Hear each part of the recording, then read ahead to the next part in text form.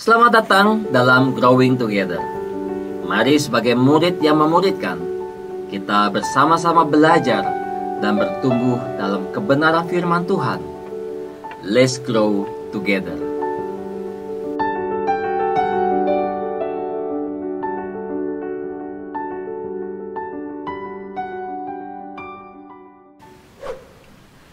Salah satu hal penting yang tidak boleh diabaikan dalam kehidupan kita sebagai orang percaya adalah relasi kita dengan Tuhan.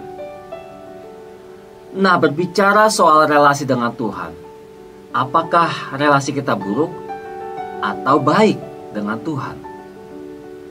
Relasi yang buruk ditandai dengan kondisi di mana kita jauh dari Tuhan.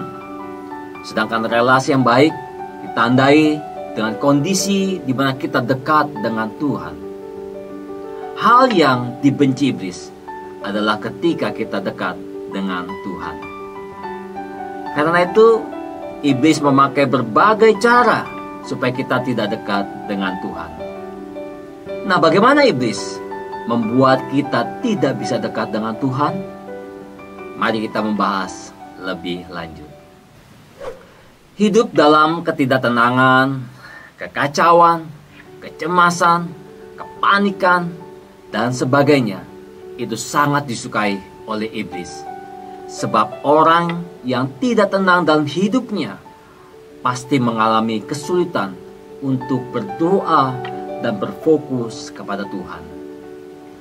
Itulah sebabnya Rasul Petrus menasihati, dikatakan, "Karena itu kuasailah dirimu dan jadilah tenang, supaya kamu dapat berdoa." 1 Petrus pasal 4 ayat 7b. Nah, doa yang lahir dari hati yang tenang dapat merasakan hadirat Tuhan. Mazmur 62 ayat 2 berkata, "Hanya dekat Allah saja aku tenang, daripadanya lah keselamatan." Nah, apa kunci mengalami ketenangan? Tadi ada kata tenang di sana. Dalam bahasa Ibrani adalah dumia, yang menjelaskan dalam pengertian pertama, yaitu menunggu di hadapan Tuhan. Ketika menantikan Tuhan, ada iman percaya bahwa Dia akan segera menemui kita dengan segala rahmat kemurahannya. Orang bisa saja mengacaukan jadwal atau musuh bisa saja hendak menyerang.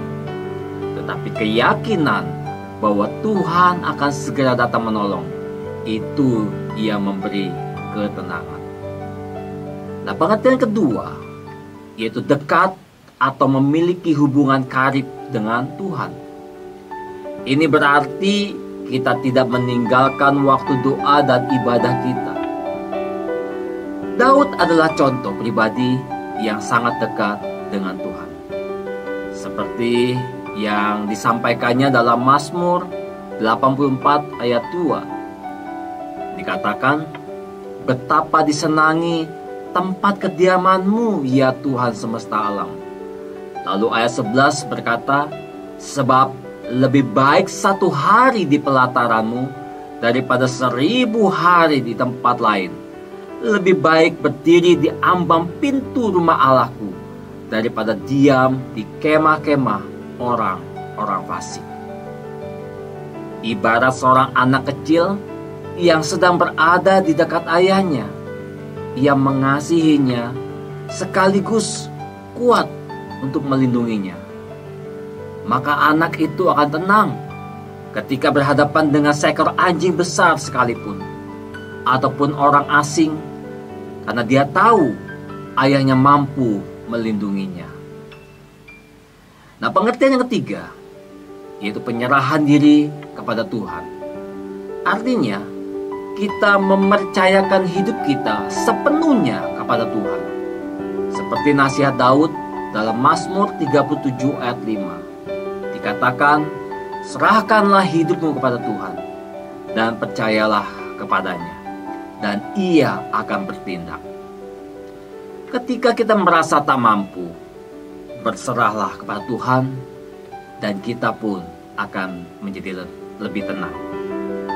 Nah, pengertian yang keempat yaitu hidup dalam kebenaran. Bandingkan kalau kita membaca Yesaya pasal 32 ayat 17, di mana ada kebenaran di situ akan tumbuh damai sejahtera. Dan akibat kebenaran ialah ketenangan dan ketenteraman untuk selama-lamanya. Nah, orang yang berusaha hidup benar, walaupun dia sering jatuh bangun, akan mengalami ketenangan. Nah, itulah beberapa tindakan untuk bagaimana kita dapat mengalami ketenangan dalam hidup kita, sehingga kita dapat berdoa dan dekat dengan Tuhan kita. Seperti yang pemazmur tegaskan, orang yang dekat dengan Tuhan pasti akan mengalami ketenangan dalam hidupnya. Masalah boleh saja datang, tetapi kita percaya bahwa Tuhan tidak pernah meninggalkan kita. Ibrani pasal 13 ayat 15 berkata, karena Allah telah berfirman, aku sekali-kali tidak akan membiarkan engkau, dan aku sekali-kali tidak akan meninggalkan engkau. Hanya yang perlu kita lakukan adalah, yang pertama, menunggu di hadapan Tuhan. Yang kedua, penyerahan diri kepada Tuhan. Dan yang ketiga, dekat atau memiliki hubungan yang karib dengan Tuhan. Dan yang keempat, hidup dalam kebenaran. Mari kita berusaha selalu mencari dan mendekat kepada Tuhan Yesus. Saat kita mendekat kepada Yesus, Dia akan mendekat kepada kita. Berada di dekatnya, ada ketenangan yang kita dapatkan. Tuhan Yesus memberkati.